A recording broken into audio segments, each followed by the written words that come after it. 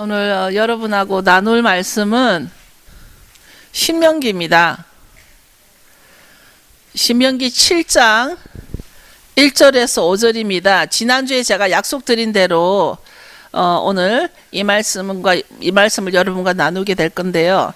신명기 7장 1절에서 5절 봉독해 드리겠습니다. 내 하나님 여호와께서 너를 인도하사 내가 가서 얻을 땅으로 들이시고 내 앞에서 여러 민족 헷 족속과 기르가스 족속과 아모리 족속과 가나안 족속과 브리스 족속과 히위 족속과 여부스 족속 곧 너보다 많고 힘이 있는 7 족속을 쫓아내실 때에 내 하나님 여호와께서 그들을 내게 붙여 너로 치게 하시리니 그때에 너는 그들을 진멸할 것이라.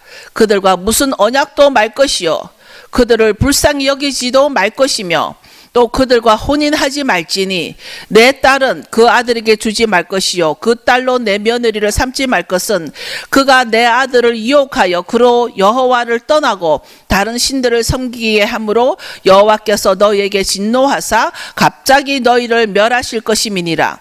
오직 너희가 그들에게 행할 것은 이러하니 그들의 단을 헐며 주상을 깨트리며 아세라 목상을 찍으며 조각한 우상들을 불사를 것이니라. 네, 그래서 오늘 이 말씀은 오늘 주님 말씀대로 우리가 치야 된다는 것이에요. 너가 쳐라. 너가 이 부족들을 쳐내라. 이 말씀을 통해서 주님이 우리에게 주는 메시지가 무엇인가 오늘 나누게 될 건데요. 저는 요즘 개인적으로 우리 교회를 행하시는 주님의 그 사랑에 정말 감사드립니다. 제가 요즘 특히 저희 교회 리더들을 위해서 같이 기도를 많이 하고 있는데 주님이 굉장히 역사하고 있다라는 걸 느끼게 됩니다.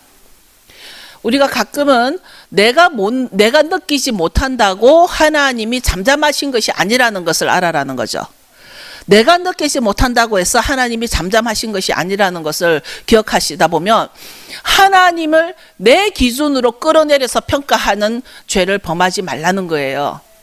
우리는 잘못하면 내가 느끼고 내가 경험하고 내가 눈으로 봐야 하나님이 하시구나 하는 그런 우를 범할 수가 있어요. 그것은 바로 뭐냐면 지금 하나님은 역사하고 계시는데 하나님은 뭐라 그랬나요? 졸지도 아니하시고 주무시지도 아니하시는 하나님이라 그랬잖아요. 하나님은 안 주무신단 말이에요. 그렇기 때문에 하나님은 역사하시는데 내 모든 걸 내 기준으로 느껴서 내가 못 느끼고 내가 보지 못하면 하나님이 잠잠하신가, 하나님은 왜 이리 나에게는 일을 안 하시는가 하시는데 제가 기도할 때는 하나님께서 이 그 교회를 통해서 원유맨을 통해서 많은 역사를 하고 계신다는 것을 알 수 있습니다. 그렇기 때문에 요즘 우리가 기도 훈련을 많이 하고 있습니다. 특별히 말씀을 읽고 우리가 선포하면서 기도할 때 내 영의 반응을 통해서 그 내 영으로 기도하는 훈련도 하고 있고 또 중보기도도 하고 있고 그 교회에 많은 움직임을 가지고 있는데 여러분들이 참석하지 않고 여러분들이 그 카버링 안에 들어오지 아니하면 그거는 여러분의 책임인 거죠. 예. 그래서 지금 교회는 열심히 움직이고 있습니다. 이제 오늘 제가 여러분하고 나누고 싶은 말은 그 갈멜산에서 일어난 일에 대해서 잠시 나누기를 원하는데 갈멜산에서 무슨 일이 일어났죠? 갈멜산에서는 어떤 특별한 전투가 벌어졌습니다. 그 엘리야와 그 바알 선지자, 바알을 섬기는 선지자의 450명과 영적 대전이 일어난 거죠. 영적 전쟁이 일어난 거예요.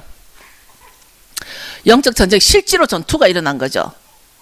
그 전투는 엘리야라는 한 명과 바알을 섬기는 선지자 450명과의 그 싸움에서 엘리야의 승리로 끝납니다. 그죠? 근데 엘리야의 승리로 끝나는데 엘리야는 그 전투 후에 엘리야는 그 이세벨의 협박으로 로뎀나무 아래 뛰어가서 로뎀나무 아래서 낙담하고 앉아있는 그 엘리야를 우리는 다 알고 있습니다. 그 말씀을 다 읽을 필요는 없겠지만 다 아시는 이야기이기 때문에 근데 거기에서 로뎀나무 아래서 낙담하고 지금 그 주님 차라리 나를 데려가 달라는 기도를 하고 있는 그런 엘리야에게 하나님은 엘리야를 어떻게 만지는가, 이 말씀을 통해서 제가 봤을 때 하나님은 로뎀나무 아래에 있는 엘리야에게 몸을 회복시켜 주시고 혼을 회복시켜 주시고 영을 회복시켜 주시는 그런 단계적인 하나님의 만지심을 제가 그 말씀을 통해서 보게 됐습니다. 우리도 언제나 로뎀나무 아래로 들어갈 수 있어야 되는데, 우리는 로뎀나무 아래 들어가서 우리는 주님을 기다리는 훈련이 필요하다는 것입니다. 모두가 우리가 입으로 불평 원망하는 것보다, 내 힘으로 막 어떻게 하고자 하는 것보다, 어떤 상황에서는 로뎀나무 아래로 뛰어가서 주님을 기다리는 훈련이 필요하다는 것입니다. 오직 주님의 음성을 기다리는 훈련이 필요하다는 것입니다. 그것이 어느 교회로 뛰어가는 것도 아니고 어떤 목사님께로 뛰어가는 것, 어떤 뭐 아무리 좋은 집회, 뭐 컨퍼런스, 무슨 컨퍼런스든지 그렇게 뛰어가는 것이 아니라 정말 주님의 음성을 기다릴 수 있는 나의 로뎀나무 아래로 뛰어갈 수 있는 그런 훈련이 필요하다는 것이죠. 주님은 그때 엘리야를 만지는데 먼저 몸의 회복을 만지는 주님을 알 수가 있습니다. 몸의 회복을. 엘리야의 몸을 회복하는데, 왜냐하면 엘리야가 그때 기다리고 있을 때 먹을 게 없을 거 아닙니까? 먹을 것을 챙겨주시는 주님이십니다. 우리는 너무나 흔하게 알고 있는 까마귀를 통해서 까마귀가 먹을 것을 물어다 준 걸로 해서 엘리야가 먹고 그 물이 흐르는 곳에서 먹고 마심으로써 엘리야의 몸을 회복시켜 주시는 주님을 우리가 알 수가 있습니다. 먹고 마시고 자게 해서 엘리야를 먼저 쉬게 했습니다. 우리의 육을. 그러니까 우리는 우리의 육이 얼마나 중요한 건지 모릅니다. 우리의 몸을 하나님 가장 먼저 엘리야를 치료해 준 게 몸을 치료해 주셨어요. 우리도 우리 몸이 참 중요하다는 것이죠. 우리는 가끔 우리의 이 조급함 때문에 우리는 이런 그 단계적으로 치유를 하시는 하나님의 그 치유를 기다리지 못하고 되게 조급해하는 우리들의 모습을 볼 수가 있습니다. 그리고 나서 하나님은 또 엘리야에게 천사를 통해서 마음의 회복을 시켜주시는데, 그게 뭐냐면 마음을 이 어루만지시면서 엘리야야 너만 남은 게 아니다. 엘리야는 그랬거든요. 주님 이제는 다 없고 나 혼자만 남았습니다 그랬거든요. 그러니까 주님이 엘리야야 너만 남은 게 아니다. 내가 이스라엘에 7,000명을 남겨뒀다. 바알 숭배를 하지 않는 이스라엘에 7,000명을 남겨뒀다. 그러니 외로워하지 마라. 그렇게 해서 마음의 위로를 줍니다. 네, 여기에서 이스라엘 가운데 7,000명이라는 것을 우리는 기억해야 합니다. 우리는 무조건 뭐 그 7,000명이 뭐 난가 누군가 내 언니인가 내 오빠인가 뭐 내 옆집 사람인가 막 이렇게 내를 생각하지만, 하나님은 이스라엘에 7,000명을 남겨뒀다 그랬습니다. 이스라엘 가운데 내가 7,000명을 남겨뒀다. 이렇게 하나님은 몸을 회복해 주시고 마음을 회복해 주시고, 그리고는 그 영을 회복해 주시면서 뭘 주시냐면 사명을 주셔요. 엘리야에게 사명을 줍니다.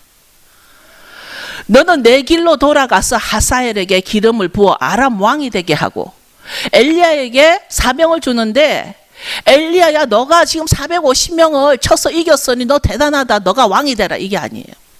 엘리야는 그토록 죽을 힘을 다해서 갈멜산 정상에서 450명과 싸워서 이겼는데, 하나님이 사명을 주실 때 너가 왕이 되라가 아니라 가서 하사엘에게 기름을 부어서 그가 왕이 되게 하라.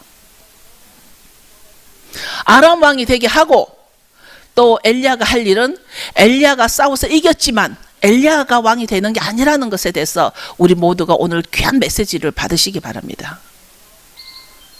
엘리야가 할 일은 이제 주님의 사명을 감당하기 위해서 하는 일이 뭐냐면, 또 엘리사에게 기름을 부어서 너를 대신하여 선지자가 되게 하라.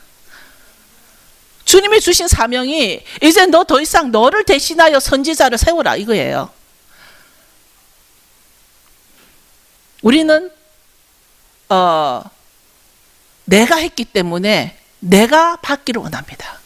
근데 주님은 하사엘을 아람 왕으로 세워라. 엘리사를 세워서 엘리사를 이제 너 대신 선지자가 되게 하라. 개인적으로 저도 언젠가는 준비된 자에게 기름 부어서 모든 임파테이션을 해주어서 차세대 리더가, 저를 대신한 리더가 일어나기를 원합니다. 기도하고 있습니다.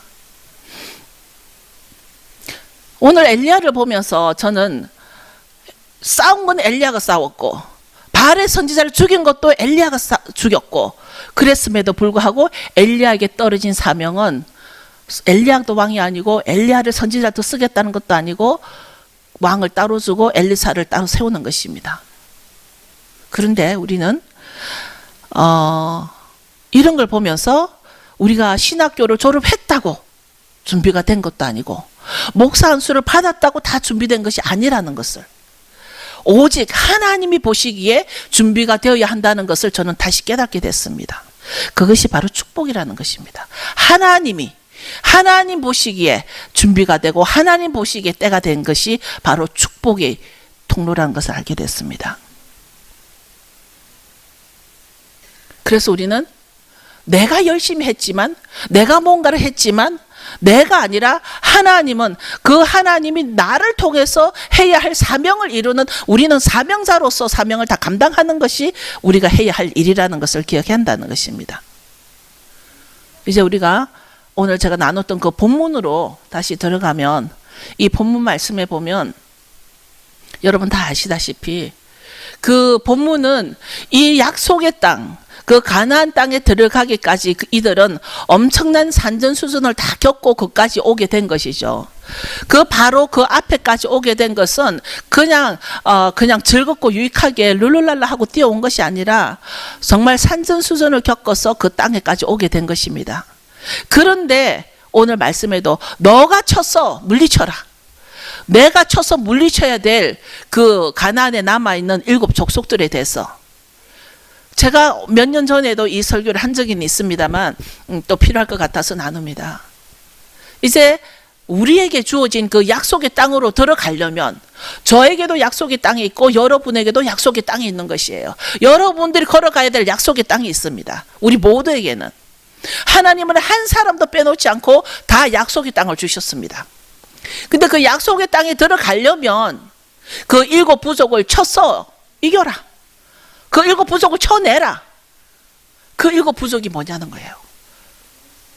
이제 그 7 부족이 내 안에 뭐기에 하나님이 그걸 쳐서 이겨라 하는지, 지금은 그 하나님 나에게 주신 약속의 땅으로 들어가기 위해서는 내 속에 있는 이 7 부족의 요소들이, 내 속에 이 7 부족이 있는 동안은 나에게 샬롬이 없단 말이에요.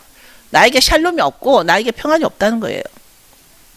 또한 나를 향한 하나님의 뜻이 내 속에 이른 아직 7 부족의 성격이 있는 이상은 하나님의 뜻이 더디 오지 않을까, 그런 생각을 하게 됩니다.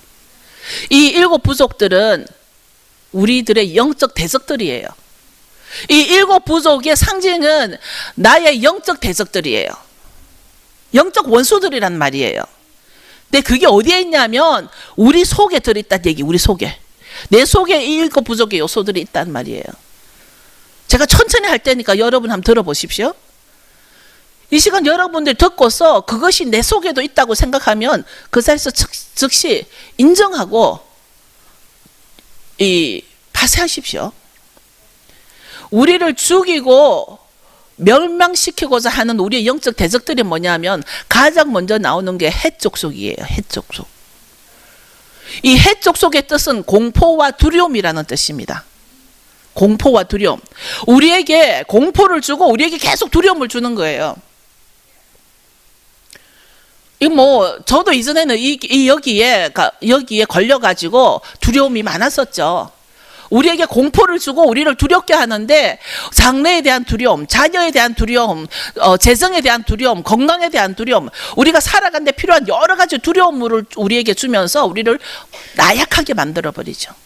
우리를 나약하게 만들어버리고 우리를 허무하게 만들고 우리에게 자꾸만 악몽으로 두려움을 주고, 그러다 보니까 거짓말을 하게 하는 거예요. 계속 두려운 사람들이 거짓말을 많이 해요. 거짓말을 하게 하는 거예요. 거짓말을 하게 하고 우울증을 줘서 스스로 무가치하게 만드는 거예요. 뭐 인생 무상 삶의 회의를 뭐 노래 부르듯이 부르는 거죠. 그런데 문제는 이 헷 족속이 실제로 아주 강력한 민족이었다 그래요. 이 헷 족속은 그 광야 전체와 레바논과 유프라데스 강에 이르기까지 아주 그 철기 문명을 가지고 넓은 지역을 차지하고 있었던 그런 강력한 민족이었어요. 헷 족속이. 아마 제일 큰 족속이었기 때문에 제일 먼저 나왔는지는 모르겠는데 이 헷 족속이 아주 철기 문명으로 아주 제일 강력했는데 이 불안과 두려움, 공포 이것이 우리 모두에게 아주 강력하게 자리 잡고 있다는 얘기예요.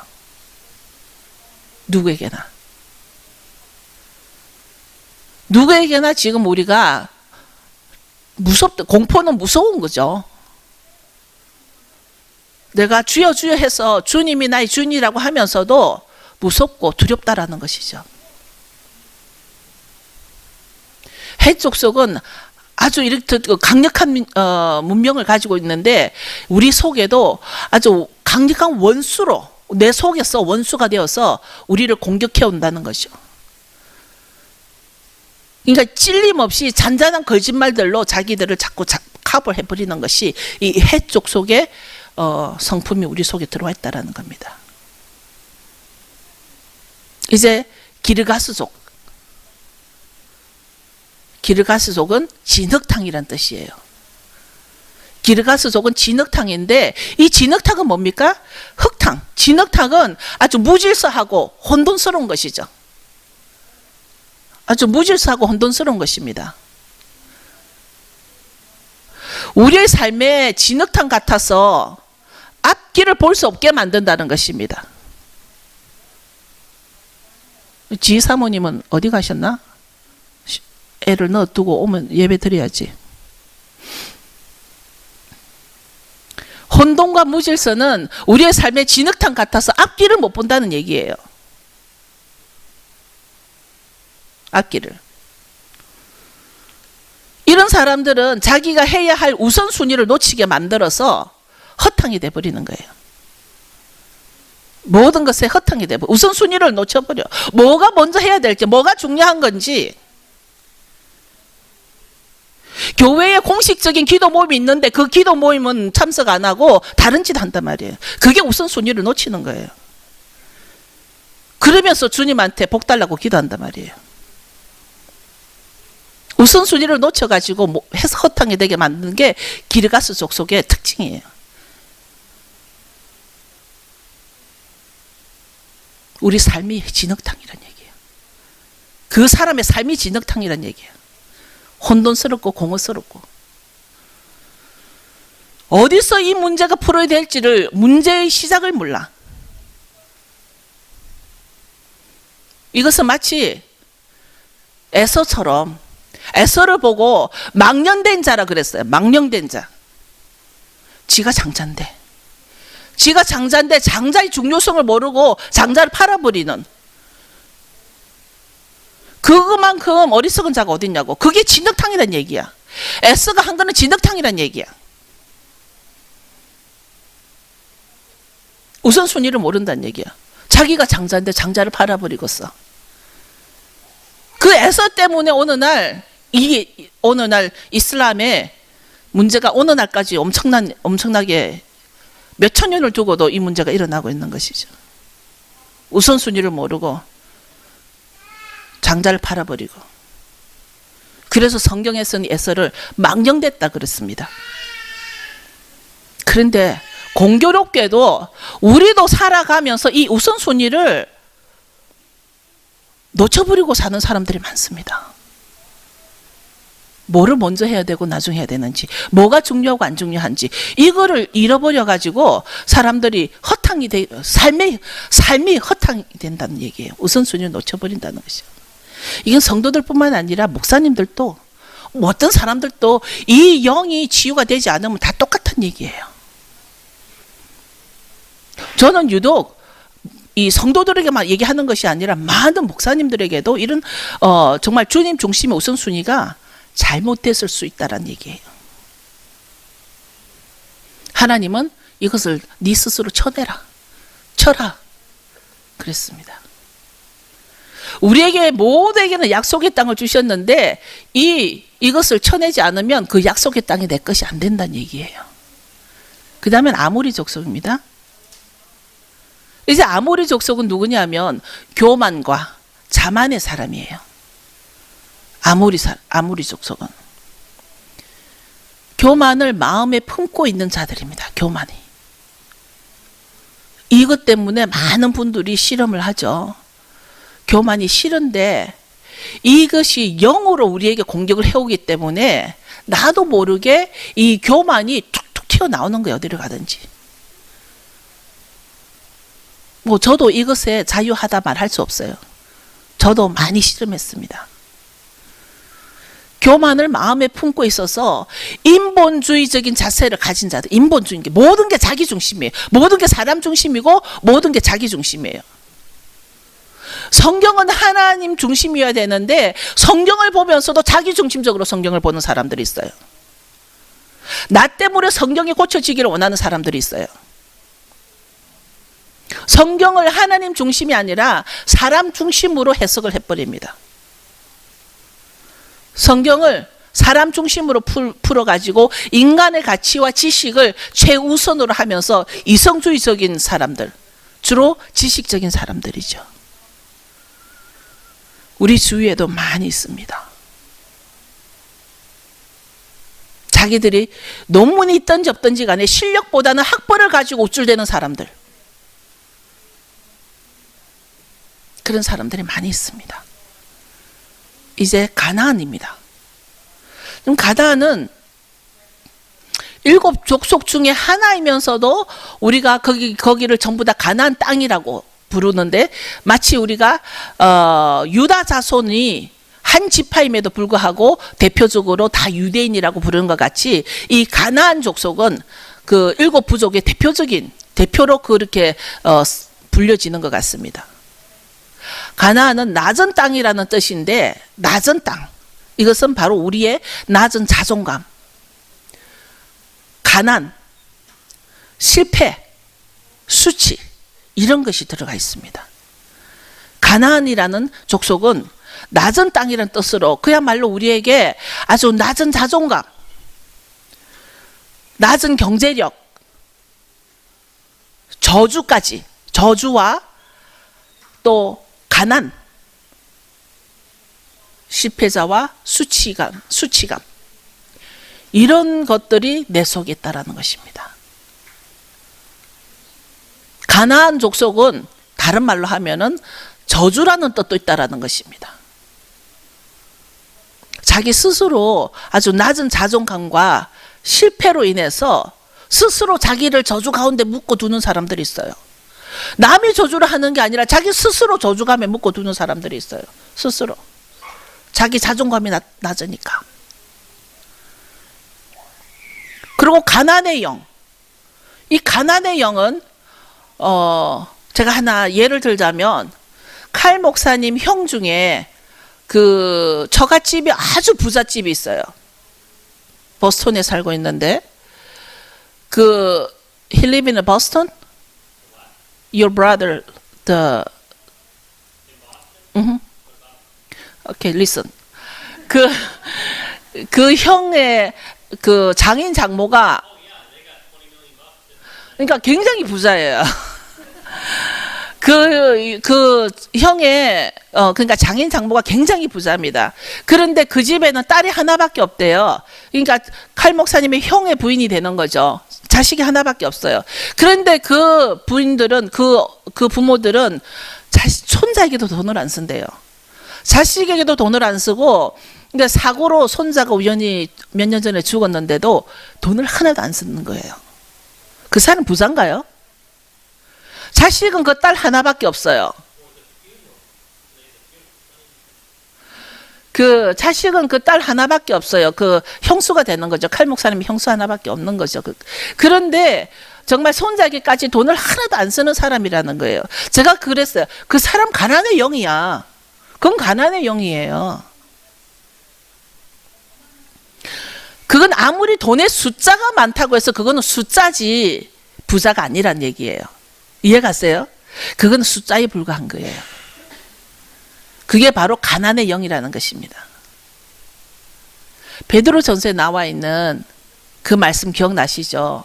구제가 허다한 죄를 덮는다. 구제가 허다한 죄를 덮는다라는 이 말이 뭐냐면, 아무리 돈이 많아도 쓸 줄을 모르는 사람은, 그 사람은 돈이 없는 거나 마찬가지예요. 이제 우리 속에 이런 가난의 영이 있는 사람들은 즉각 지금 쳐내야 됩니다. 지금 성경에서는 너 그 7 부족을 쳐내라, 너가 쳐내라 그랬습니다. 브리스 족속, 이제 이 브리스 족속은 무식하며 비신앙적이라는 것입니다. 고집 세고 고집만 센 사람들을 이 브리스 족속으로 설명이 되어 있습니다. 여러분, 개인적으로 상처받지 마십시오. 제가 하는 말이 아니고 이것은 성경에 나와 있는 말씀들입니다. 이 브리스 족속은 아주 그 시골 사람이라는 뜻이 있대요. 시골 사람. 그러니까 시골 사람들이 아주 우직하고 고집 세고 하나밖에 모르고 이 좀 촌놈이라 그러잖아요. 그래서 우리도 본래는 이 시골 사람이라는 뜻인데 깨달음이 없다라는 거예요. 깨달음이 없다는 사람. 아무리 가르쳐줘도 깨달지를 못해요. 그런 사람이 있어요. 아무리 말을 해줘도 깨달음이 없어요. 아무리 가르쳐줘도 자기 생각으로, 자기 고집으로 돌아오는 사람이 있어요. 돌아서고 나면 성경 공부를 아무리 가르쳐줘도 돌아서고 나면 자기 생각으로 돌아오는 고집쟁이가 있어요. 이런 사람들이 주로 게으르고 멀리 볼 줄을 모른다는 거죠. 멀리 볼 줄 모르고, 그 다음에 혈기와 짜증과 신경질과 무력함으로, 이 사람들의 특징이 뭐냐면 혈기와 짜증이 많다는 거죠. 그리고 신경질적이고 또 본인 스스로는 무력해 한다는 것이에요. 그러면서 마음에 미움이 있는 사람이라는 것이죠. 항상 미운 거예요. 마음속은 항상 짜증과 전쟁이라는 거죠. 자기 속에서 스스로 누가 공격을 하지도 않았는데 자기 스스로 짜증과 전쟁을 벌이는 거예요. 우리 주위에도 많죠. 이런 시골스럽게 우직스럽고 고집 세고 변하지 않고, 이런 7 족속을 왜 쳐내라 했는지 여러분 이해 가십니까? 아직 몇 족속이 2 족속이 남았습니다. 왜 하나님께서 내가 너에게 약속의 땅, 그 가나안 땅을 줬는데 가나안 땅 들어가기 전에 거기 남아있는 7 족속을 쳐내라. 지금 우리 마음에 주님이 나에게 지금 약속의 땅을 주시려고 준비하고 있는 게 있어요. 여러분에게도 약속의 땅이 있단 말이에요. 그런데 내가 이걸 쳐내지 않고서는 그 약속의 땅이 내게 안 되기 때문에 우리는 이거를 기억해야 합니다. 그 다음에 히위 족속. 내가 히위 족속을 이거 쓰다가 한 자매가 떠올랐는데 누군지는 모르겠지만 향락과 쾌락에 빠지는 사람들인데, 이 사람들은 주로 예술적이고 음악과 스포츠와 패션입니다. 패션과 오락 등으로 세상에서 즐기는 사람이라는 것입니다. 패션과 오락과 예술과 음악이나 스포츠에 관계된 사람들이 히위 족속에 들어가기가 쉽다는 거죠. 하나님보다는 자기 취미에 더 심취해 있는 사람들, 하나님보다는 자기 취미가 더 심취되어 있어서 말씀의 교훈은 기만하고 자기 좋은 대로 해석하고 타협하는 사람들이라는 것입니다. 여부스 족속, 아마 이제 마지막일 것 같습니다. 네. 여부스 족속입니다. 여부스 족속은 억압, 증오, 원망, 불평입니다. 이 여부스 족속의 특징은 억압당하고, 마음에 자기가 억압이 있으니까 스스로 억압을 하고 또 남을 억압시킵니다. 그리고 증오심이 있고 원망과 불평이 마음속에 가득 차 있습니다. 여부스라는 뜻은 타작마당이라는 뜻도 있는데요. 이 왜 타작마당이라는 뜻이 있었냐면 그 다윗 왕 때에 엄청난 전염병이 있었죠. 엄청난 전염병이 있었는데 그 전염병 재앙이 임했던 그곳에서 그 땅을 사가지고 그 타작마당을 사가지고 번제를 드렸던 곳이 바로 여부수 땅입니다. 그리고 또 솔로몬의 성전을 건축한 자리도 바로 그 여부수 타작마당이라는 것입니다. 그 타작마당이 바로 솔로몬이 성전을 건축한 자리이기도 하답니다. 그런데 이 여부수 족속은 마음에 억압이 많은 사람이라는 것이죠. 아무리 은혜를 베풀어도 아무리 하나님의 긍휼을 받아도 감사를 모르는 거죠. 인정을 안 하는 거죠. 우리가 감사가 없는 사람들 많이 있죠.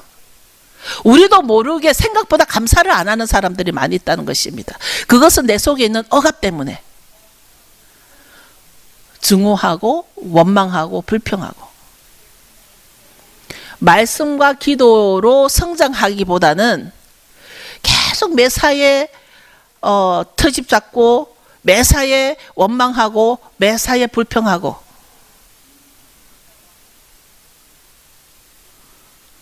제가 맨 처음에 어떤 한 자매가 들어왔는데 제가 설교하고 내려가니까 뭐 쪽지에 뭘 적어줘요.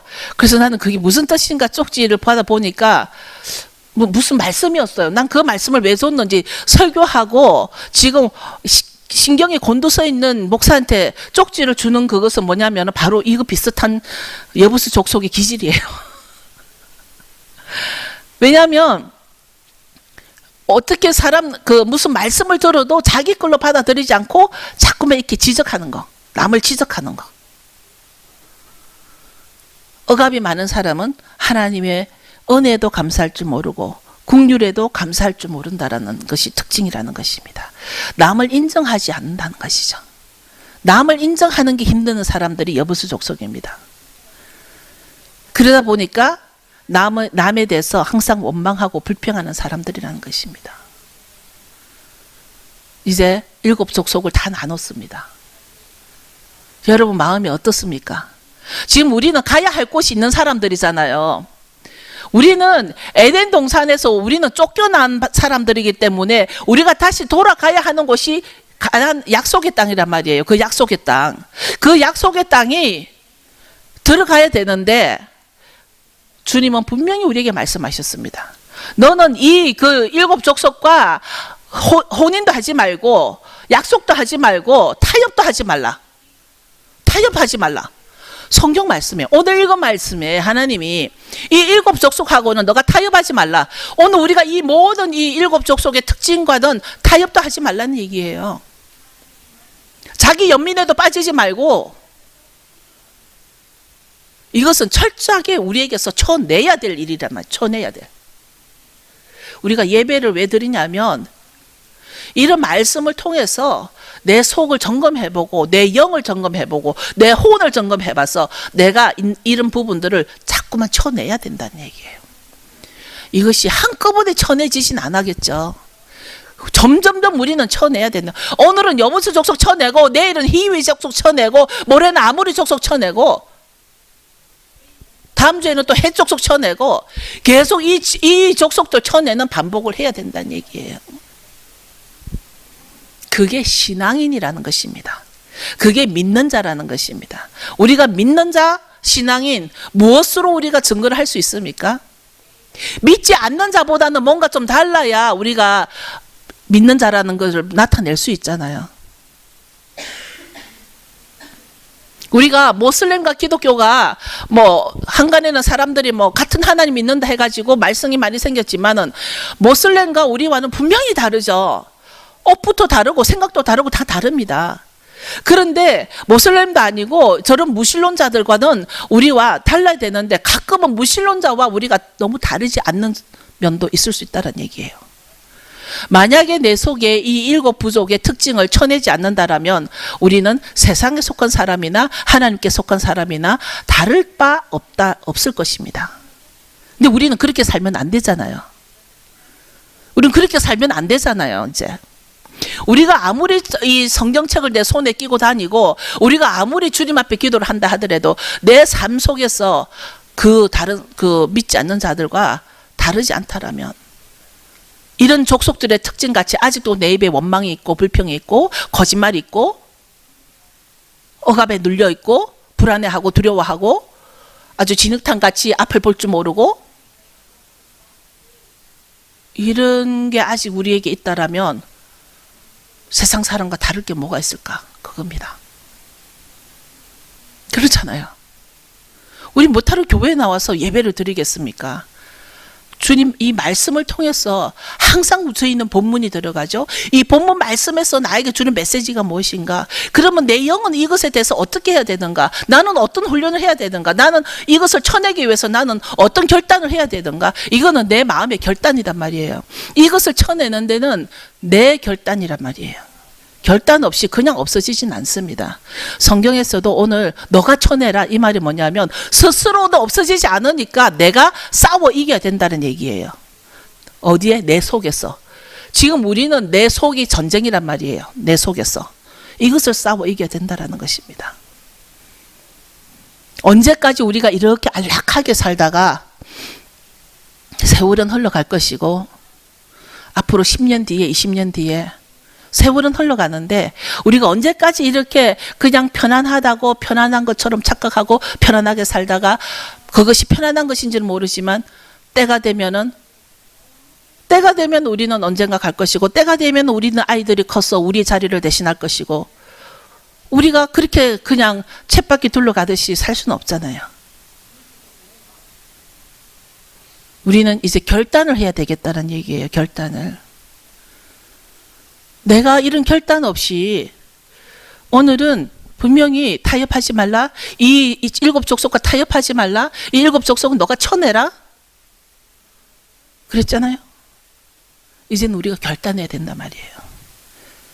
어떻게 하면 좀 더 편할까? 어떻게 하면 좀 더 내가 유익할까? 어떻게 하면 내가 좀 더 이득을 볼까? 이것이 아니라 어떻게 하면 내 속에 있는 이 일곱 족속의 특징들을 쳐낼까? 우리는 지금 결단해야 될 때란 말이에요. 그렇잖아요?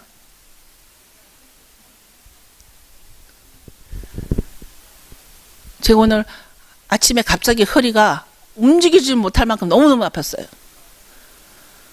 오다가 카이로프랙틱 잠시 들려서 만지고 진통제 먹고 하는 이유가 뭐냐면 알기 때문에 나 이렇게 하는 그 원수가 뭔지를 알기 때문에 와서 선포하는 거예요.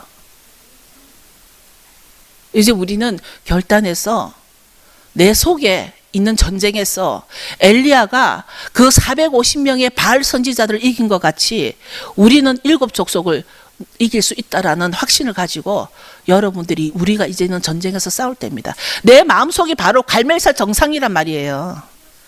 우리 마음속은 지금 갈멜살 정상이 돼야 됩니다. 거기에서 이제는 이 우상을 섬기던 이것들은 모두가 우상이잖아요. 이 모두가 우상이단 말이에요. 이 우상들을 싸워 이겨야 된단 말이에요. 지금 여러분 삶이 그렇게 편안하고 안락합니까? 만족되고 좋습니까? 지금 이런 것들을 쳐내지 않아도 행복하십니까? 아닐 거란 말이에요. 여러분 이 시간 일어서셔서 오늘은 요 일곱 족속 중에 나에게 걸린 게 뭐가 있는가? 뭐가 찔리는가? 만약에 말씀이 여러분을 찌르지 않으면 다른 것이 여러분을 찌를 것입니다. 말씀이 여러분을 찌른다는 것은 굉장히 행복할 때입니다. 오히려 이 말씀이 여러분에게 찔림이 받아야지 세상이 여러분을 찌를 때는 정말 그야말로 진흙탕입니다. 여러분 이 말씀이 저와 여러분에게 찔림이 됐으면 좋겠습니다. 우선순위가 뭔지 오늘 성경은 이 일곱 부족과 타협하지 말라고 분명히 말씀을 하셨습니다.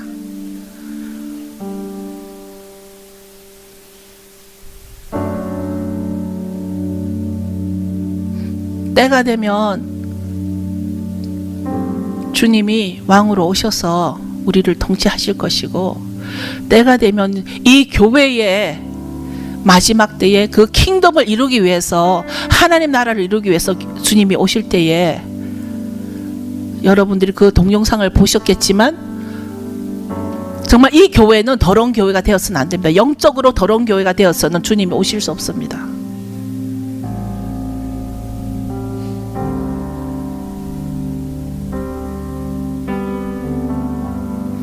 여러분이 오늘 읽은 이 말씀으로 어떤 찔림이 왔는지 그것을 붙잡고 이제 예배가 매너리즘에 빠져서 그냥 시간 돼서 왔다가 시간 끝나서 나가는 그런 예배가 되어서는 안 된다는 말이에요. 그럴 때가 아니란 말이에요. 지금 세상은 너무나 빨리 움직이고 있습니다.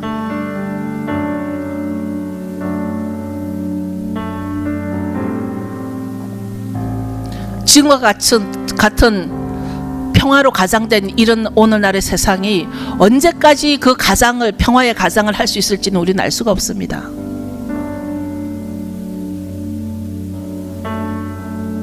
아무리 밖에서 폭풍이 몰아쳐도 우리는 똑바로 서 있을 수 있는 그런 믿음을 우리가 준비하지 않으면 안 된다는 얘기입니다.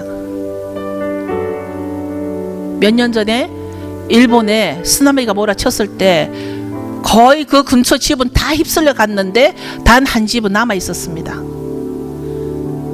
그게 일본 쓰나미였는지 플로리다 어느 동네였는지는 기억이 안 납니다만 그 한 집은 물에 휩쓸리지 않고 남아 있었습니다. 그 집은 그 기초가 튼튼하게 그 집 주인이 지었기 때문에 그 집은 휩쓸리지 않았다 그럽니다. 지금 우리는 이 시간은 저와 여러분이 우리 믿음의 기초를 튼튼히 세워서 어떤 쓰나미가, 영적 쓰나미가 오든지 어떤 태풍이 몰아쳐도 우리는 주님으로부터 보호를 받을 수 있는 큰 바위 밑에 숨김을 받는 그런 믿음을 가져야 한다는 것입니다. 그것은 주님이 주셔야 하는 것입니다. 내 힘으로 되는 것이 아닙니다. 내 힘으로 할 수 있는 것은 지금 이 시간 내 속에 있는 전쟁에서 내가 이기는 것이라는 얘기입니다. 우리가 해야 할 일은, 주님은 우리를 보호해 주시지만 지금 내가 해야 할 일은 그 보호를 받기 위해서는 지금 내가 준비되어야 된다는 것입니다. 주님 세상 모든 사람을 보호해 주는 것이 아닙니다. 준비된 자를 보호해 주실 것입니다. 우리는 성경을 인본주의로 이성적으로 잘못 해석하면 안 되는 것입니다. 말씀 중심은 바로 하나님 중심이고, 오늘 말씀에서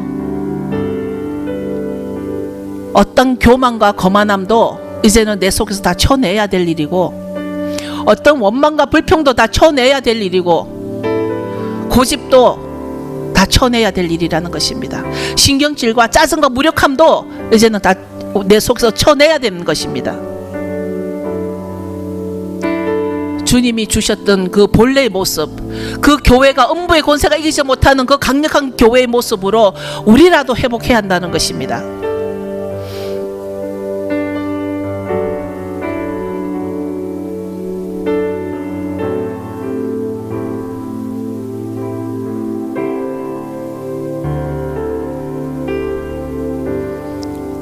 여러분들의 마음으로 좀 더 묵상을 들어가기를 원합니다.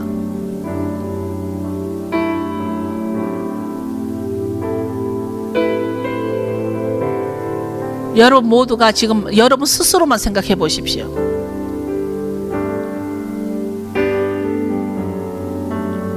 남을 향한 원망 불평이 아니라 자기 자신을 한번 돌아보십시오.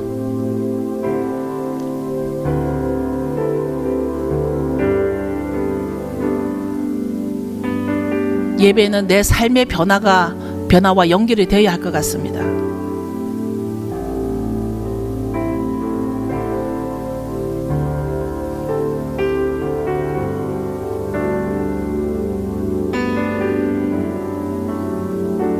하나님은 주무시지도 않고 졸지도 않는다고 하셨습니다.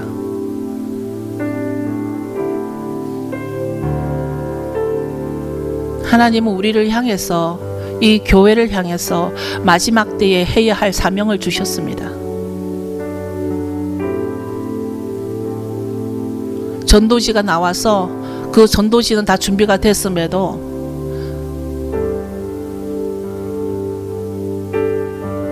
아직 그 전도지를 들고 나아가는 사람이 많지 않은 것 같습니다.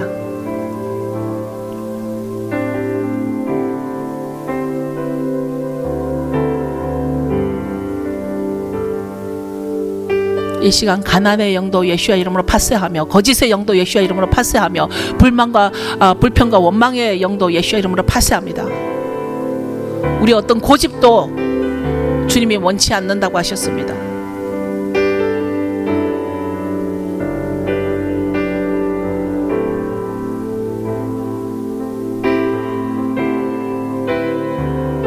이번 주에 정말 귀한 집회가 있을 것입니다. 이 집회 때 여러분들이 기대하고 여러분들이 마음에 준비하고 여러분의 마음이 열려야 하늘 문 열린 것을 볼 수 있습니다. 아무리 하늘 문을 열어도 여러분 마음이 열리지 않으면 그 열린 문 하늘 문을 볼 수가 없습니다. 여러분이 마음을 열어야 됩니다.